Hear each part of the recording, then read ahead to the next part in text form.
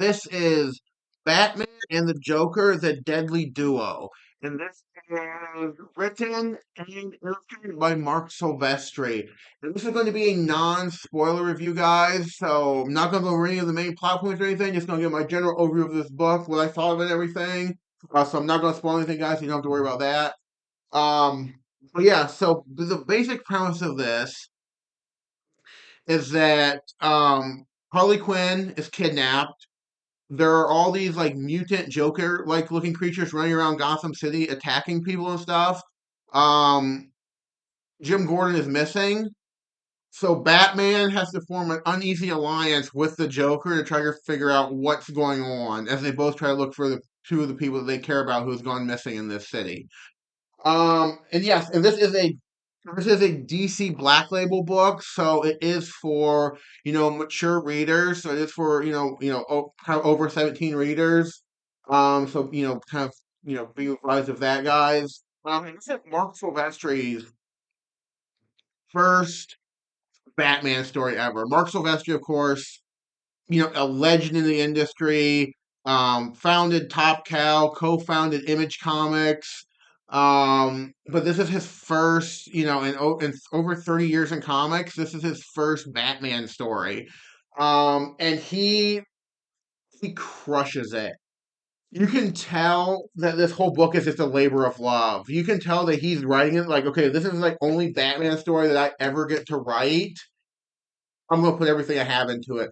The characterization of everyone is so spot on. He so understands the lore and the mythology of Batman and Batman's whole way of being. They touch on like all of that. All everything that makes Batman Batman is touched on this book. And his relation with the Joker is touched on and how interesting and their relationship is, and that's all touched on, and his relationship with like Alfred and different members of the Bat family stuff is all touched on this. Very, very interesting. Um Yeah, Mark Silvestri just crushes it writing this book, and the art too. I mean, what can you say about the art?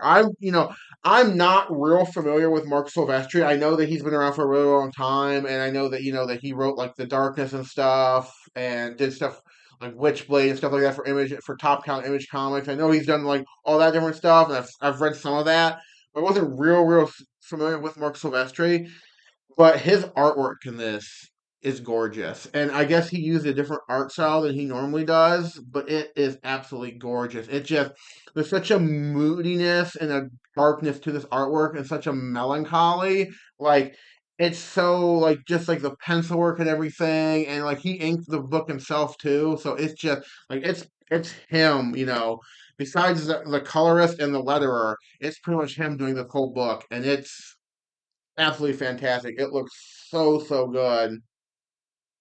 Yeah, it's really good. And just like yeah, like I said, like all the characters and everything are really well done, really fleshed out. The story itself, the story itself was okay. It wasn't like it's not my typical. There's kind of a supernatural element to it. Kind of actually more of like a Frankenstein, Bride of Frankenstein element to it. Um which was interesting. The villain, the overall villain, not the Joker, is not really the villain of this, but the main bad guy is interesting. You can see the motivation, and everything. Um, yeah. So the story wasn't terrible. It was certainly entertaining. It just wasn't. I guess maybe because it wasn't what I was expecting. I didn't know there was going to be more of like there was going to be that like supernatural element to it. So it kind of threw me for a loop. Nothing wrong with it. Nothing wrong with having a supernatural element. I just didn't realize that was the case. For this story, I didn't know that was listed as that. So it just kind of threw me for a loop. I wasn't expecting that. But yeah. Um, but the artwork, I mean, you could buy this book just for the artwork. It's that gorgeous. And his characterization work is fantastic. I absolutely adore how he writes Batman in this. And his relationship with Joker and everything, the Batman is really good. Um yeah, so I would recommend picking this up, guys. Like I said, this is Batman and the Joker, the Deadly Duo. I think I would recommend giving this a read. It's really, really good, guys. But hey, let me know in the comments what you think. Have you already read this? Did you like it? Have you not read it yet? Are you gonna pick it up? It's a really fun story. Self-contained too. So it's not tied to anything else. So you can read this book just on its own. It's a complete story. You don't need to read anything else before it, or there's not anything else coming after it. I mean, they kind of set up at the end a sequel.